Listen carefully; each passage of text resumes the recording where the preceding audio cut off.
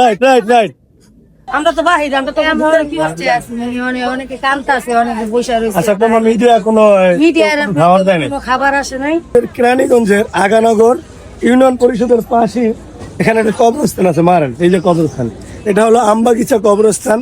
তো এখানে আপনারা গতকালকে মিডিয়ায় দেখেছেন যে অনেক অগ্নিকাণ্ডের দুর্ঘটনা হয়েছে আর অনেক মানুষ কিন্তু ক্ষয়ক্ষতি হয়েছে। এটা হলো আমাদের কেরানীগঞ্জ, এটা গার্মেন্টস শিল্প এলাকা। এখানে মানে প্রতিটা বাড়িতে যারা থাকে তারা গার্মেন্টস শিল্পের মানুষ থাকে বেশিরভাগ। আর এখানে ধান থাকে, কাপড় চোপড় থাকে, অনেক কিছু থাকে। মানে মূলত আগুন লাগলেই সেটা ধাউ ধাউ করে জ্বলে যায়। তো আমি সরজমিনে আসে দেখলাম যেখানে এখন যে মানুষগুলো দাঁড়ানো, ওই মানুষগুলো ওই বাড়ির মানুষই। ওখানে যেমন যারা ফ্ল্যাট কেনা, যারা রুমে ভাড়া থাকে, তারাই মূলত এখানে দাঁড়ানো।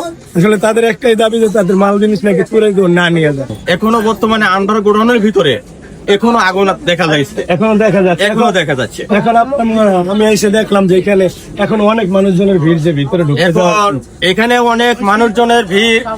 তারা ভিতরে ঢোকার জন্য, তাদের ফ্ল্যাটে যাওয়ার জন্য, কারো মাল সামানা দেখার জন্য এবং বিভিন্ন অজুহাত দেখাচ্ছে, কিন্তু আমরা তাদেরকে ঢুকতে দিতেছি না। আর কারণ হচ্ছে আমরা আগুন এখনো নিয়ন্ত্রণে আনতে পারি নাই, কিন্তু তাদেরকে ঢুকতে দেওয়া যায় নিষেধ। আপনি থাকেন না, আপনি জানেন না ভাইয়া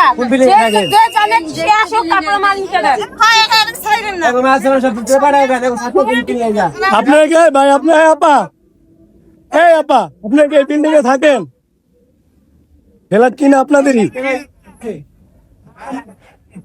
এখানে দেখেন বন্ধুরা, মানুষজন এখানে সব কিন্তু বাড়ির মানুষ। এখন অপরিচিত লোক এই যে ব্যাগ নিয়ে যাইতে নিছে, এলাকা মানুষ ধরতেছে আপনি কয়তলা থাকেন, তাদের চেক করতেছে, তারা দেখতেছে আসলে তারা এই বাড়ির ভাড়াটিয়া কিনা। এখানে যে ভিড়গুলা মানুষের, আসলে মানুষের সবারই কিন্তু মালামালের একটা টেনশন আছে।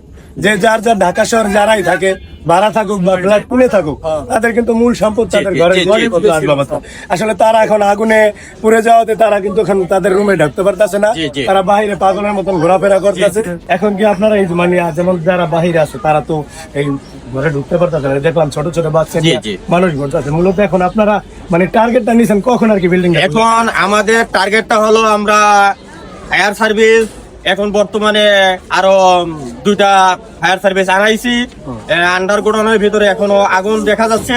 আমরা আরো 2টা ফায়ার সার্ভিস এনে আমরা আরো 4টা পাইপ লাইন করে ওয়াল কেটে আমরা ঢুকাইছি। এখন যদি আমাদের ওই আগুনটা নিয়ন্ত্রণে আনা যায়, তারপরে আমাদের সেনাবাহিনী আসবে। সেনাবাহিনী আসার পরে অনুমানিক সেনাবাহিনী আসলে তারা ডিসিশন দিবে যে তারা কোন সময় এই খুলে দেবে এবং লোকজন ভিতরে প্রবেশ করবে। আপনাকে অসংখ্য অসংখ্য ধন্যবাদ আমাদের সাথে কথা বলার জন্য। আসলে আপনারা সবাই সতর্ক থাকবেন, কারণ আগুন লাগলে কিছুই থাকে না মানুষের জীবনে। এই যে মানুষগুলো পাগলের মতন ঘুরতেছে, আর আপনারা যে সহযোগিতা করেছেন, পাশে ছিলেন, আমরা ভিডিওতে দেখেছি। এলাকার অনেক মানুষ, অনেক ছেলেরা দেখলাম আগুনে একবারে খুব কষ্ট করছে, তারা কালিতে একবারে কালি হয়ে গেছে। এই জন্য আজকে আমার আশা সবাই ভালো থাকবেন, আর আমাদের এই কেরানীগঞ্জবাসী সবার জন্য দোয়া করবেন, কারণ আগুনে কিন্তু অনেক মানুষের ক্ষয়ক্ষতি হয়ে গেছে। ভিডিওর ভিতরে দেখলাম আপনার ট্যাঙ্কির উপরে একটা আপনার এই যে এই ভিডিও করছিল ড্রোন দিয়া, আপনার 2টা ছেলে ও আগুনের তাপে, এতটা পরিমাণ আগুনের তাপ ছিল, ওরা বুদ্ধি করে ট্যাঙ্কির ভিতরে ঢুকছে আবার বেরোচ্ছে। ওদেরকে উদ্ধার করতে পারছিলেন? জি জি, আলহামদুলিল্লাহ। আলহামদুলিল্লাহ। আসলে আমাদের এই কারণে আশা।